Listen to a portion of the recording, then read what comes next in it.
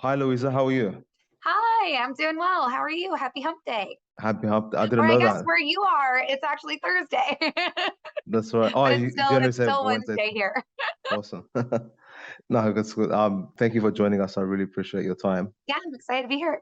Yeah, definitely your background and pedigree is nothing to question as well. So definitely, yeah, just for our people who are podcast listeners who are listening to this, Louisa is going to be one of the members on panelists on the News SEO conferences coming up, and we've invited her to speak to us on our podcast, not to only talk about her career, but one of the things that before we started this conversation, we want to cover as well with you is also about Google Trends, given her extensive experience in that throughout her multiple roles. So, Louisa, before we go into all these conversations, I just want to pass it over to you just to give our audience an opportunity to get to know a bit more about you and your background. Sure. Yeah. So I have had quite a ride just in digital marketing and in SEO and specifically news SEO. And I really enjoyed, every stage of the journey to, kind of go back to the very beginning to give the Spark Notes version. I would really say my beginning in what I do really started when I was a kid, because I've loved news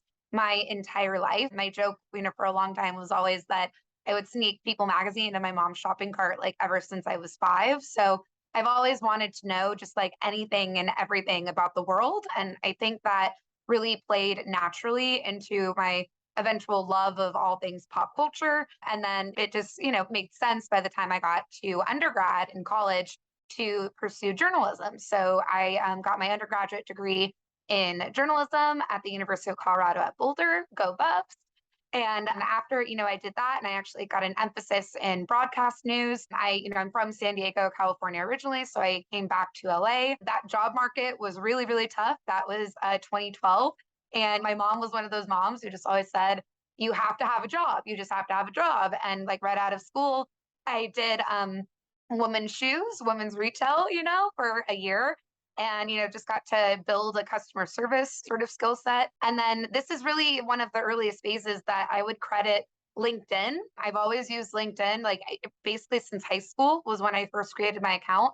But I tracked every single role that I had ever since my first high school internship in LinkedIn. And once I had put in my customer service experience from retail, that was how I made my way into digital marketing, because this firm called Internet Brands out in LA really liked, recent college grads, very green. I was their ideal target. And so they brought me in as an account manager. I felt very fortunate. It was just serendipitous that I found my way into digital marketing. I didn't, study it in school, but I ended up really enjoying it. And at that job, that was where I heard the phrase SEO for the first time. And I started to kind of dip my toe in. I knew that it was about keyword research, and I really loved that sort of element. And I really wanted to get, more granular with it. And I couldn't quite do that at Internet Brands. So I ended up having a friend who worked at an agency called W Promote in Los Angeles. And once I got in there, they truly changed my life. They gave me an entire pathway to what I do now. W Promote is basically like a full service digital marketing agency, lots of integrated campaigns with like email, social media, SEO, paid search. And when I was there, I started as a specialist, just working on a variety of different accounts. And then I made my way up to being a manager. And I just received a fantastic foundation in technical and, creative kind of content SEO that I still reference to this day. So that's another piece of advice that I would give to anybody is like, if you are just starting out in SEO, to try to make your way into an agency sort of position where they can truly train you. I am forever grateful to W Promote that they gave me the base for everything that I do now. So once I was there, I really enjoyed that environment, and I knew that SEO was something I wanted to continue to, work on. But I also miss news, and then I ended up having a very, I always call it like my fairy godmother moment to get back into news because I always wanted to re-enter this world where a recruiter reached out to me for an SEO coordinator role with Entertainment. And I had always been a really big pop culture freak. And on top of that, I loved SEO. So it was basically like, combining my love of news, entertainment, and SEO in this whole new world. And once I got in there, that just really transformed my entire career trajectory. Because news SEO is very different from traditional SEO. I think the biggest difference that really stands out is the timetable that you're working with. With a lot of more traditional SEO techniques, you'll put them in and then you'll say, okay, let's check on this in a month, in 6 months, in a year. But I'll never forget that entertainment role that I had was the first time that like I maybe made, a change to an article headline. And within 10 minutes, I had an editor coming to me being like, why aren't we ranking higher? And I was like, whoa, so this is it. This is going to be, the pace from now on. You really have to like love that and love the competition and love the kind of frenzied nature of it, which I do. It definitely suits me and my sort of personality. And I took that and ran with it. I worked in different news SEO strategy roles at first Entertainment, then at Yahoo, then at TMZ. Then I ended up, going to New York for a year with People Magazine and Entertainment Weekly, which definitely fulfilled a childhood dream. And I came back to LA with that same job. Then I transferred over to the LA Times, which being from San Diego, growing up around, LA and coming up here all the time was such an honor to spearhead, the search strategy in that newsroom. And that eventually took me to Google, where, it was working behind the curtain. You had always wanted to see, how does the mothership work? And that's really what it was. And in particular, I know you had mentioned it, Google Trends had been such a crucial part of my workflow and all of those other roles, that to finally work for Google Trends and to see how that team operates was so inspiring and educational. So I absolutely love that. And that truly, got me to where I am now, where, I'm SEO director at ESPN. I'm building a team. This is a brand new effort, and it's truly been fantastic so far. And I'm psyched to see what the future holds. So that was, the short version. A lot to unpack there, and I really appreciate the journey that you shared, because it's really important, because with everything that's now becoming into more mainstream, people know the pathways to get there. So I really appreciate you giving us that short version of it as well. But let's just unpack that a little bit. You mentioned part of your career where you went into WP Promote. You started in obviously trusted brands and went to WP Promote to an agency. I think that there might still be a preference of SEOs that want to get into publishing news but haven't been into that background before. There's still a bit of a roadblock. What are your thoughts around that? Do you feel like that's still a requisite if someone wants to be passionate and get into news SEO, but they haven't had that past journalism experience or internship? And if that is not the case, how do you think that they can stand themselves out? Yeah, I mean, I think like where it falls ultimately is, news SEO still is quite niche, even though Mm. I'm, thrilled that there are people like, John Shahada and Barry Adams who are out there like spearheading conferences and really, spreading awareness around what news SEO is. Having been doing it for the past several years, I've seen that even just now, it's still picking up steam, and I mean, certainly in those roles that I had been mentioning, a lot of them were come in kind of on your own and see what you can get done. That's why I feel like the future for news SEO is definitely getting a lot brighter, but it has definitely just been picking up steam. So when it comes to trying to break into, a news SEO role, if say you're more of like a traditional SEO and you come from, that sort of like digital marketing background or even like a business school background, and you had been doing that, but you hadn't really been involved in news. Maybe I'm just, an eternal optimist, but I like to believe that those sorts of minds are very welcomed in newsrooms. I think newsrooms are really starting to embrace this more. And even though, I mean, it's obviously very nice when you can have a passion for, news and for journalism. And I think there are different ways to show that in an interview, even if you didn't go to journalism school and you don't have the specific background like that. I think that goes hand in hand with preparing properly for like an interview process. So be prepared to talk about like what your favorite publications are. Maybe, if you're applying for a news SEO job, that you have a strong SEO background, but you might not have the, journalism side of it, to show that you would be able to like adapt the traditional SEO approach to news. Why not be very proactive and like conduct an audit of some kind on their site and say, hey, I come from a more traditional SEO background, but this is me taking your news site and, giving you these actionable sorts of insights. I mean, that sort of thing would really impress me. Even if someone did come from maybe like less of a journalism background, just to show that they are open to learning how this very different environment works. So yeah, I mean, I would say that's absolutely possible to make the leap. I mean, I had to make the leap at one point. I was at an agency and I did manage to find, that opening. And I know that I was fortunate in finding that opening when I did.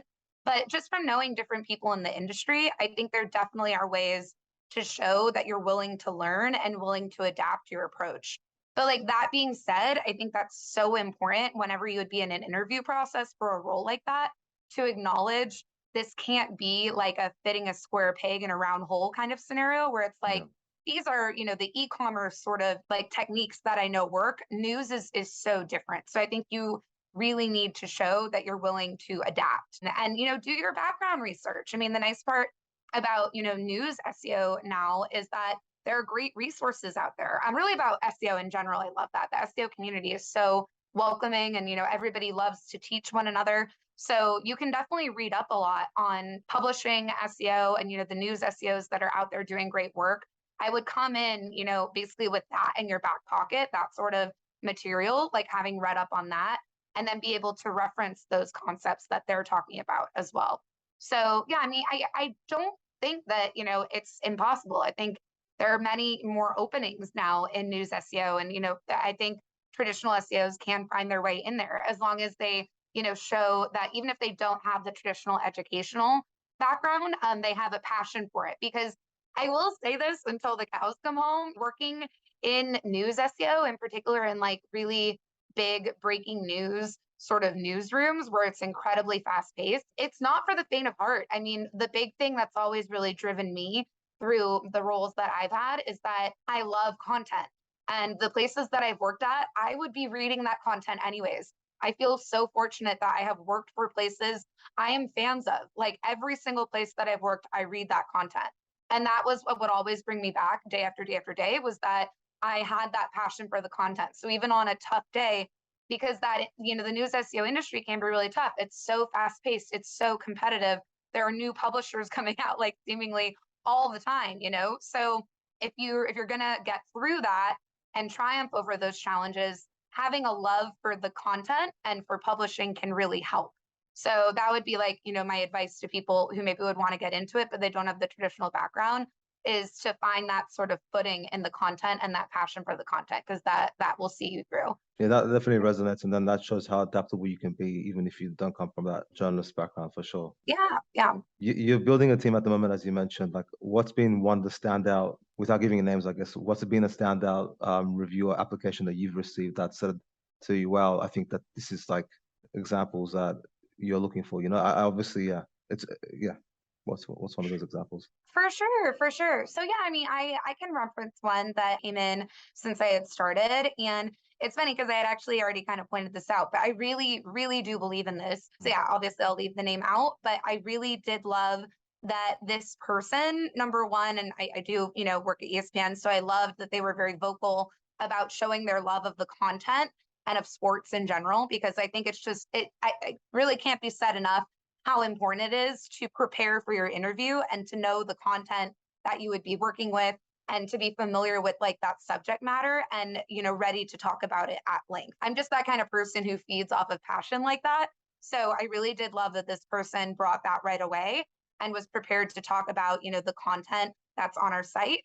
More than that though, this person really did impress me because like I had just mentioned, they had prepared, kind of a mini audit of, certain aspects of our site, and they were already flagging potential areas for improvement. They were showing that they were knowledgeable, with our site, that they regularly visited it, that they like if they were brought into the role, they would already have ideas for what they could start doing. All of those sorts of things really got, my wheels spinning where I was like, hey, I know that this person is extremely actionable, that they're not passive in this process, that they're already trying to show, like, if you gave me the opportunity to work here, this is the kind of product you could expect from me. And I really, really was impressed by that. And, again, the fact that it was all very applicable, it was something that would fit into the workflow that we're building. So it showed that this person had really done their research and weren't just, coming in to chat, but really had, this sort of significant material backing the theories that they were presenting about our site and what they would do working for us. So I really love that. I think any way that you can amplify your interview, experience, where obviously it's very important to be able to, chat and relate on a personal level, but it's always important to find any way to showcase your skill set. And I really love when people, do their homework, look into the site specifically, find those areas of improvement, because then you can really envision them, being on your team potentially, because you know what kind of a worker they would be and what they would bring to the table. So I was very impressed by that. Yeah, that was a recent interview that I had. I can totally relate to that, particularly in my earlier days. Like you just want to show your mark or earn your mark, and that's sort of like one of the things that I also did as well for my interview. So I appreciate that. Yeah. That still stands the test of time. Even without having that sort of background, I think that even for me as well, when I look for people, that's the same thing. Like you said with Google Trends, that's one of the fundamental tools across the board with news SEO. Obviously, with what information you can share, what's some of the misconceptions after working at Google, the misconceptions that you found that news SEOs know about the tool or they're not leveraging enough that we can use, because ultimately that's something that news SEOs have to know day by day in better leveraging Google Trends. Well, I mean, I wouldn't maybe phrase it as much as misconceptions, but Yeah. maybe like different areas of Google Trends that people could be using like even more, I would Yeah. say, because having like been immersed in it for a year, just like very immersed in it, being on that team, it took like my fangirling to a whole other level where I was like, wow, this is incredible. So I would almost put these as like Google Trends hacks that people should know about where you can use it even more. So I would just shout out a few of the different capabilities of that tool and also that team, just to give them, proper credit because they're incredible. So a few things that I would mention would be on like the platform in particular. I feel like Mhm. a lot of people are very aware, and as they should be, of like the real time stories feed, because that's where you're seeing like in real time, these are, the top stories, they're ranked. That's always really helped me in pitching things. That's fantastic. That's like very forward facing. So you have that aspect of the tool. And then when you get more granular, you put in your own keyword, then you can start to get down into like the rising queries and the top queries. One aspect of Google Trends that I really love that I would encourage everybody to use kind of beyond those basic functions is content planning. So Google Trends, even though it's so good for like the breaking news sort of, stuff, I really do love it for when you want to track more like long-term trends around something, especially something that's more seasonal. If you want to find like, all time trends since Google Trends data first started, which was in 2004, I think that can be really interesting, especially if you're working with something that is like inherently trendy. Like one I can think of would be if you were at a, fashion publisher and you wanted to know because 90s like Y2K fashion has totally been coming back in style. You want an idea of like when did the butterfly hair clip really spike in search traffic? You can get those sorts of insights from Google Trends. If you, look up butterfly hair clip, put in since 2004, that's where you can see throughout the entire range of this data, where did it spike? That's a very interesting sort of insight to include within an article. So I think that's always fun. When it comes to content planning, I really do love Google Trends for that because say Halloween is coming up pretty soon, right? And we're in September. If you wanted to know, you have 10, you're at a publisher, you have 10 pieces of Halloween content that are going to be coming out within the month of October, but you want to know how to space those out, like when does, search interest really start to rise? You can look at Halloween, but look at the last 5 years or even since 2004 and see those seasonal patterns of, something like that is kind of nice because user behavior tends to stay pretty consistent. So you would be able to see, oh, okay, so around this date range every single year, I know that traffic goes up or, search interest goes up around Halloween. Let me plan out those pieces accordingly. So I think that's really helpful within Google Trends. And another, fun, functionality that I really like about the tool is also where you can get more granular with the regional data. So if you ever want to know, going back to the butterfly hair clip, for instance, so butterfly hair clips have been taken off. If we want to look at the last year where they really exploded, back in popularity, and you wanted to zone in on that, you could see in the little map region down at kind of the middle of that search, which state we're searching for it the most over the last year. I think that kind of data is really interesting if you're doing kind of like an e-commerce sort of explainer. It's like, oh, that's shocking. I didn't think that Arizona would be like the top state searching for butterfly hair clips. So you can get some sort of fun insights that way. And then more on, the back end of just the power of that Google Trends team and, what services they can offer, I would definitely give a shout out because I was always surprised, but I think like not enough people know about it. The daily Google Trends newsletter is fantastic. If you're not signed up for it, I mean, it's hand curated with a lot of love, by that team and a lot of thought. And that's where, they'll kind of pick out, the top topics of that day. They'll dig into, the top questions, trending questions that might be popping around those topics.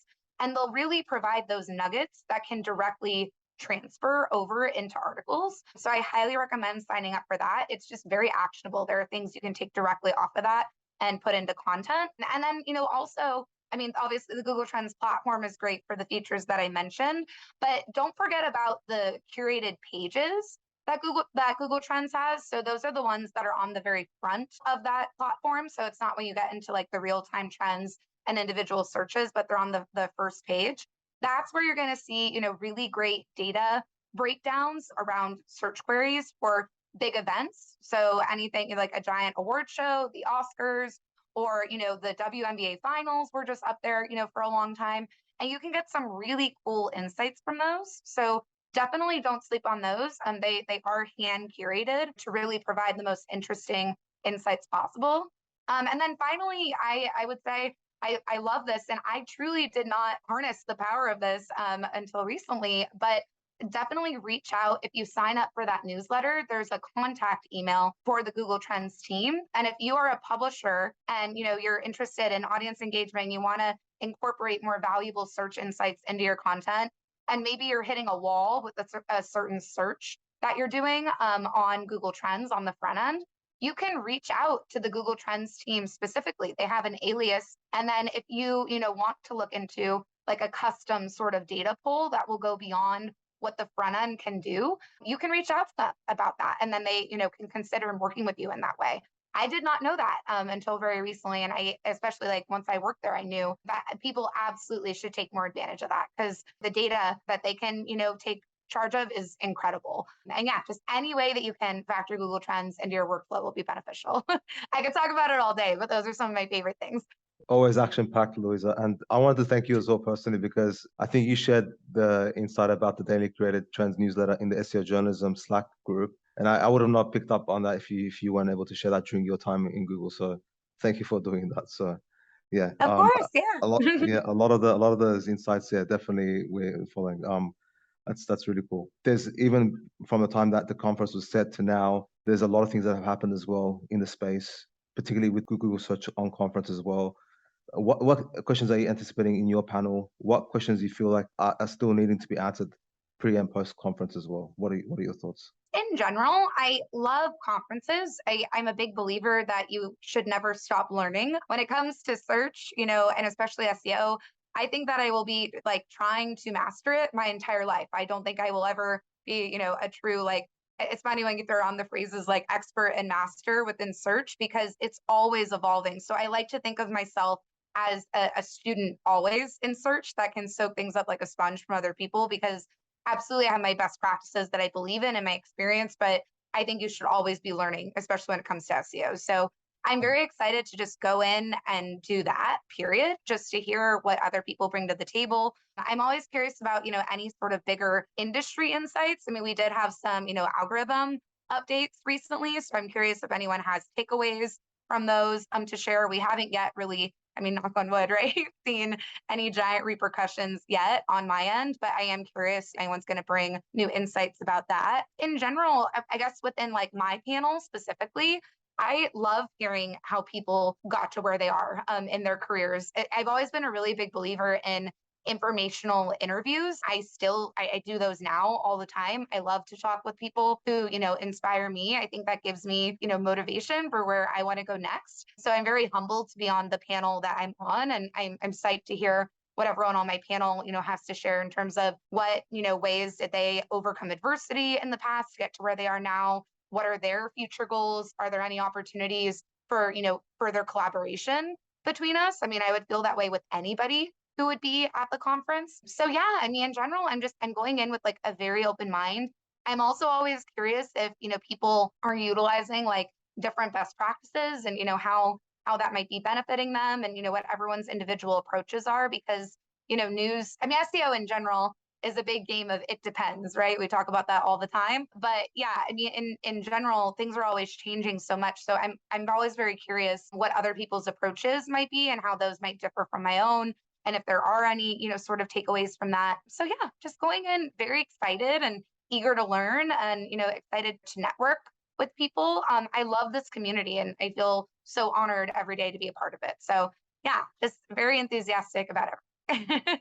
Awesome. Yeah. I guess if I think there'll be also more questions as well once people present their findings as well. So we'll see what comes from the awesome. Like I was saying, I was speaking to Barry a few weeks ago as well. Like it just this year as well.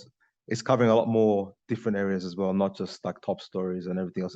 It's trying to be very live coverage is what we think, which I think is one burning thing to like all different things. It's a lot more diverse. So definitely keen to see what new best practices people are practice sharing about that.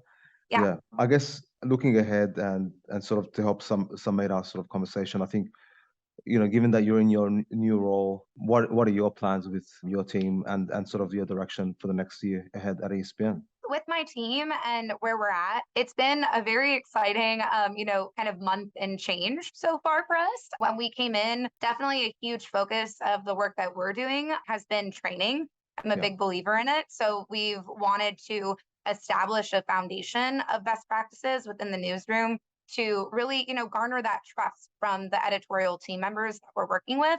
That's just been a cornerstone of my SEO philosophy ever since I got into this world. I think you can come across very like foreign and maybe turn people off if you don't establish that trust first. So that's definitely been a big part of our first month and starting to build our workflows, get better knowledge of kind of where was SEO in the past, kind of what was the reputation that it had, and then helping to mend any sort of confusion that there might have been from SEO in the past or any sort of disjointed sort of strategy that was going on. So we've been working on that quite a bit to set, a new, more positive path. But yeah, I mean, for us, there's definitely no shortage of things to cover in the world of sports.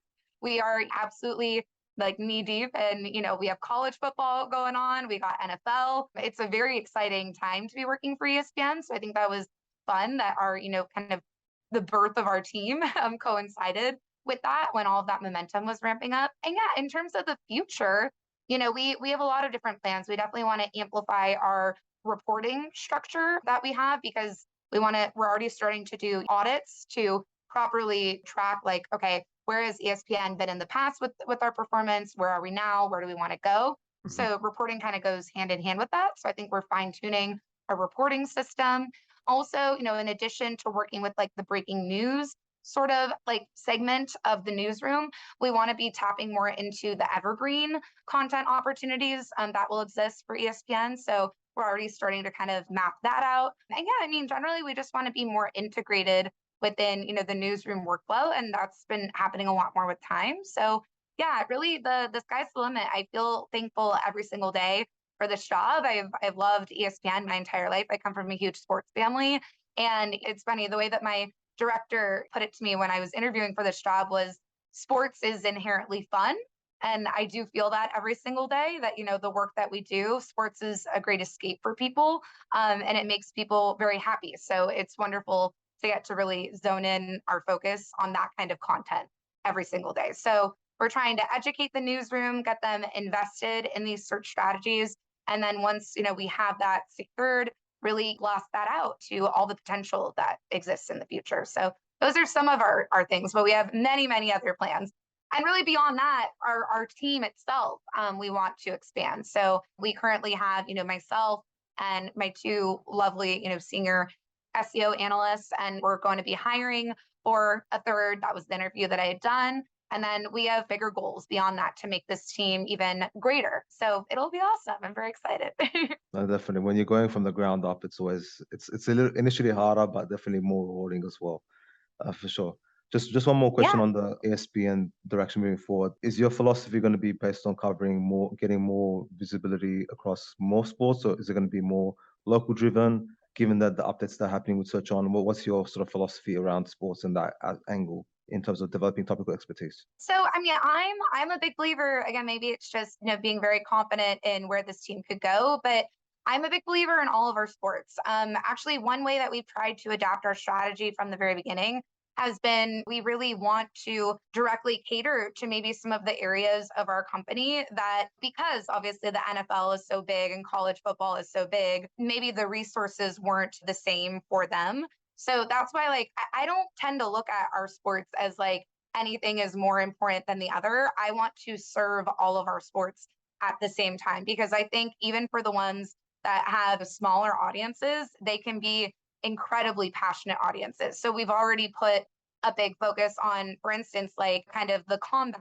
team that we have that covers like MMA and boxing. That's a very passionate audience, but it might be might be smaller than like the NFL, but it's very passionate, and there's a lot of potential there.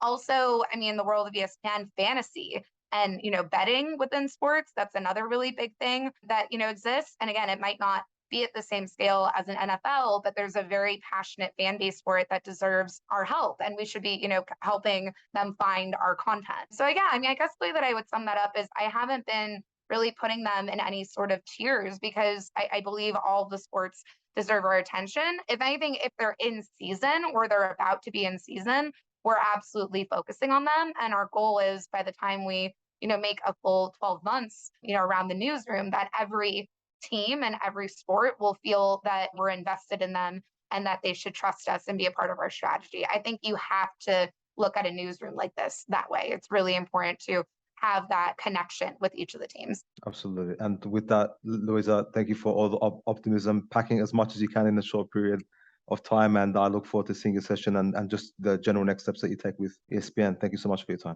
Thank you so much. It was a pleasure. I'll see you soon. Likewise. Thank Bye. you. Thanks. Bye.